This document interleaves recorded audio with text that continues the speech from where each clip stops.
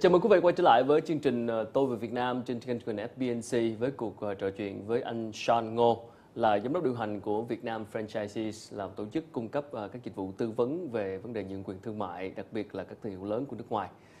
So, Sean, for the big brands coming from the state, from America, when they come here looking for franchisees, so franchisee fee must be expensive, right? Well, it's expensive, but it's not expensive. Usually what happens is the franchisors know what the value of their brand is. They kind of know before they go into a market like Vietnam what the profitability might be. So they understand that if I charge a certain franchise fee, if I charge a certain royalty, my franchisee in Vietnam, in Thailand, in the Philippines can still make good money and offer them the right returns that they need to make an investment into acquiring the franchise.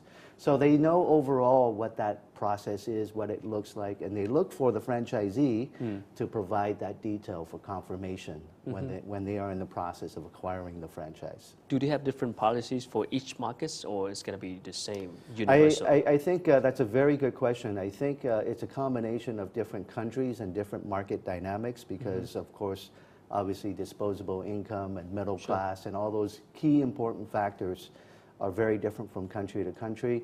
We also know that there are many dynamics that are different. Singapore is a very different market than the Philippines, for example, right? We have different issues about rent, different issues about people cost, et cetera, et cetera, et cetera.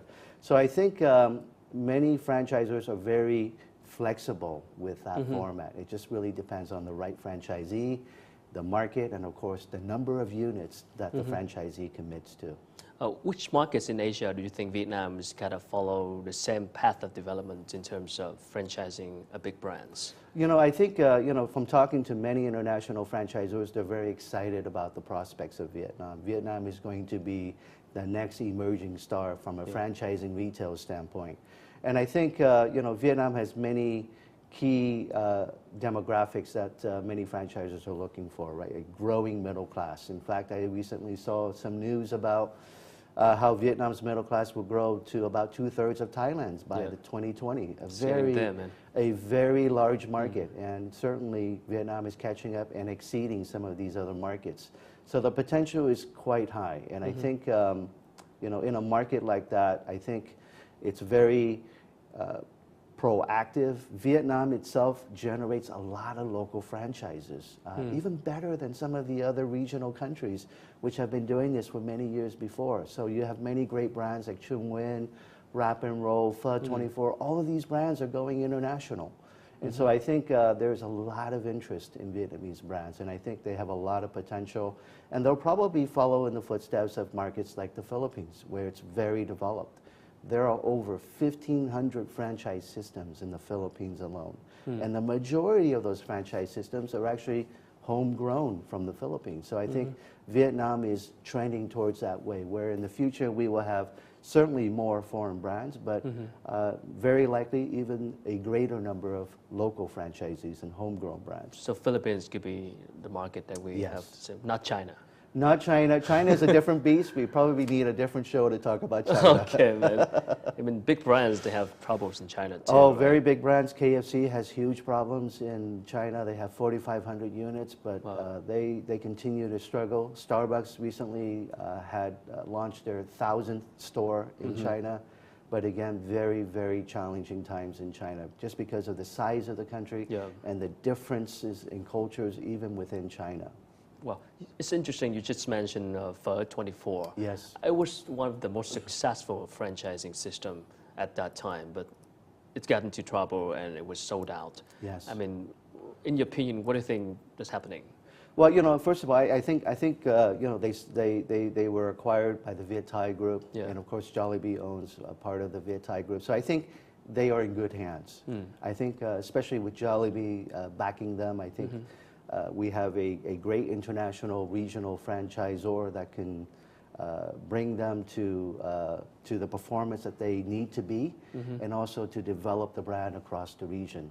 I think part of the problems with Pho 24 is that, and you know this as well as I do, we go to different Pho 24s and they all taste a little bit differently.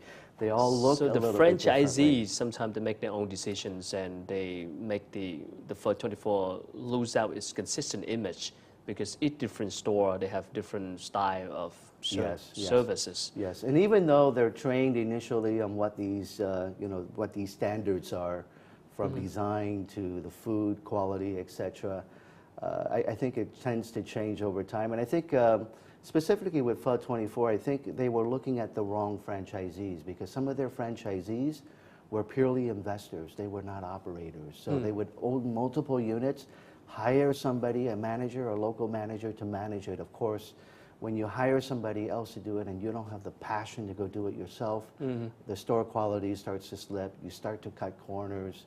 You start to make bad decisions for not only your franchise, but for the entire system.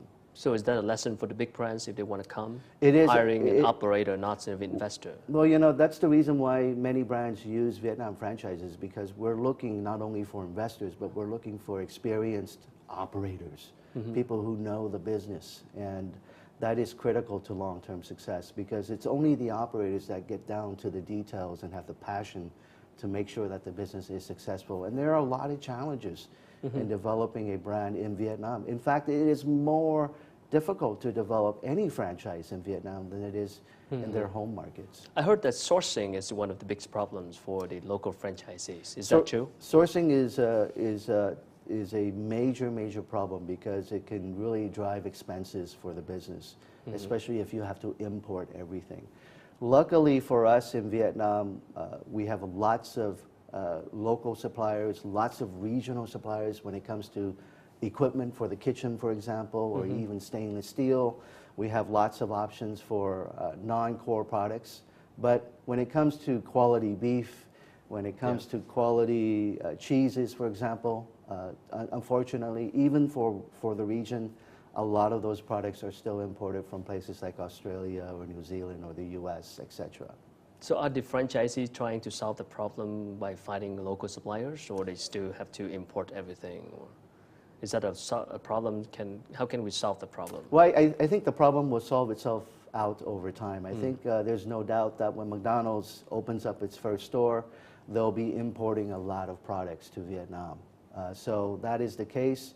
But that said, McDonald's has a very large presence in the region. In fact, KFC in China, because of the lack of infrastructure, because of the lack of distribution capabilities in China, they went in and they built their own distribution capabilities. So you can see that some of these big brands, when they see huge opportunities in markets, they will go out and build that supply chain for themselves. And of course, when we say that for markets like Vietnam, of course, no one's going to come to Vietnam and build it in Vietnam, but they may build it within ASEAN to service all of the franchisees in the region. Thank you so much, and we're going to get back after short break. Thank you. Thưa quý vị, vừa rồi là những chia sẻ của anh Sean Ngô, là giám đốc điều hành của Vietnam Franchises, là một tổ chức cung cấp các dịch vụ tư vấn liên quan đến nhận việc thương mại của các thương hiệu quốc tế. Chúng tôi sẽ còn quay trở lại sau ít phút giải lao. Quý vị có thể xem lại chương trình trên trang web toivavietnam@pnc.com hoặc là @pnc.vn.